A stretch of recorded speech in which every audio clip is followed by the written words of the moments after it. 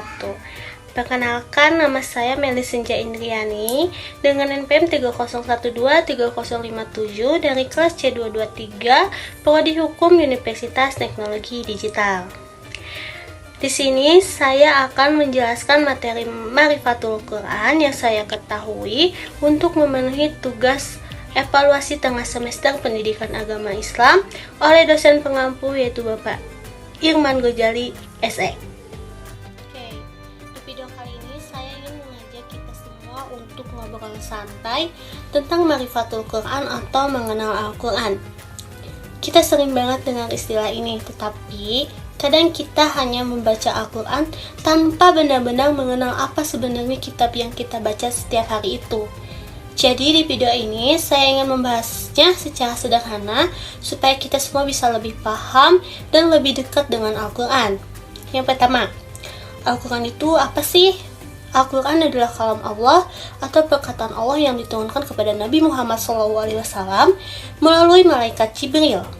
Jadi, Al-Quran itu bukan tulisan manusia, bukan hasil pemikiran siapapun, dan bukan sekedar buku biasa. Setiap ayatnya adalah wahyu yang benar terjaga dan tidak ada kekeliruan di dalamnya. Makanya, bagi umat Islam, Al-Quran menjadi pedoman utama dalam hidup. Sekarang kita masuk ke proses turunnya. Al-Quran diturunkan selama kurang lebih 23 tahun. Ada ayat yang turun ketika Nabi berada di Mekkah, dan ada juga yang turun setelah Nabi hijrah ke Madinah. Turunnya secara bertahap. Ini punya hikmah besar. Pertama, supaya umat Islam waktu itu bisa memahami ajaran-ajarannya secara perlahan. Kedua, supaya ayat-ayat itu menjawab langsung persoalan yang muncul di tengah masyarakat pada saat itu. Jadi, Al-Quran turun sesuai dengan kebutuhan dan kondisi nyata. Lalu apa sih tujuan utama Al-Quran? Menurut saya pribadi ya, tujuan yang paling besar adalah sebagai petunjuk hidup. Di dalam Al-Quran ada panduan tentang akidah, tentang akhlak, ibadah, sampai bagaimana kita berhubungan dengan sesama manusia. Nah, selain itu juga Al-Quran membedakan mana yang benar dan mana yang salah. Banyak ayat yang berisi nasihat dan peringatan supaya kita tidak terjebak dalam jalan yang keliru. Selain itu, Al-Quran juga menjadi obat bagi hati. Saat kita merasa gelisah, khawatir, atau tidak tenang, membaca Al-Quran bisa membuat hati lebih tenang. Banyak ulama mengatakan bahwa siapapun yang mendekat kepada Al-Quran, Allah akan memudahkan urusannya dan menenangkan hatinya. Dan saya sendiri merasakan hal itu. Kenapa Al-Quran disebut kitab yang sangat istimewa? Ada beberapa alasannya. Yang pertama, karena Al-Quran terjaga dan tidak pernah berubah sampai hari ini, dari zaman Nabi sampai sekarang, isinya tetap sama. Tidak ada penambahan, tidak ada pengurangan, dan tidak ada revisi. Allah Subhanahu wa Ta'ala sendiri yang menjaga keasliannya. Yang kedua, bahasa Al-Quran sangat indah dan memiliki nilai sastra yang tinggi. Bahkan, orang-orang Arab yang ahli bahasa pun tidak mampu menandingi keindahannya. Yang ketiga, Al-Quran selalu relevan. Walaupun diturunkan lebih dari 14 abad yang lalu, isinya tetap sesuai dengan kehidupan manusia sekarang. Banyak nilai yang bisa kita terapkan dalam kehidupan modern tentang kejujuran, keadilan, amanah, menghargai orang lain, dan banyak hal lainnya. Semua itu ada di dalam Al-Quran. Bagaimana cara kita mendekatkan diri dengan Al-Quran?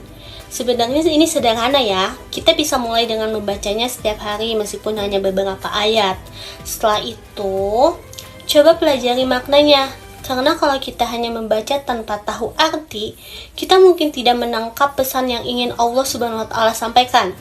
Setelah paham, kita coba mengamalkan sedikit demi sedikit. Misalnya, memperbaiki cara berbicara, memperbaiki akhlak, dan menghormati orang tua.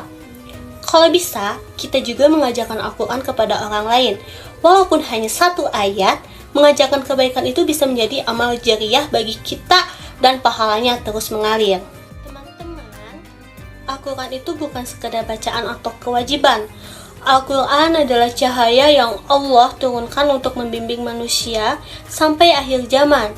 semakin kita mengenal Al-Quran, semakin kita sadar bahwa hidup ini sebenarnya punya arah yang jelas.